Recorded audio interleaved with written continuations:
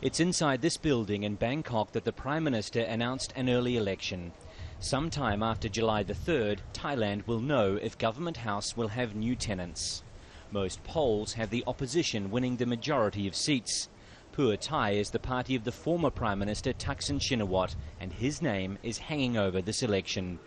He was ousted in a coup in 2006 and lives in exile after being found guilty of corruption and an abuse of power.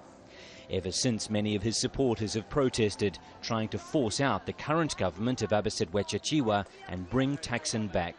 Those rallies reached a peak last year when the so-called red shirts and the army clashed, resulting in 91 deaths. Some fear another military intervention if Thaksin's allies win. But his party believes the people wouldn't accept it. I don't want to predict that, it's going to be bloodshed, in this country.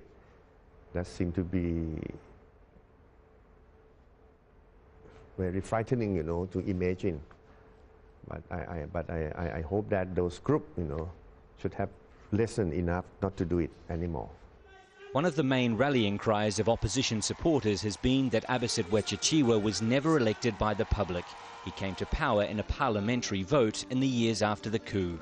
Both of the main parties have announced campaign promises aimed at helping various sections of society. But for so many people, this election will come back to what happened 5 years ago, with voters choosing between the party of Thaksin Shinawatra and the party aligned with those who forced him out.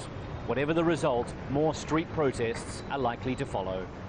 Wayne Hay, Al Jazeera, Bangkok.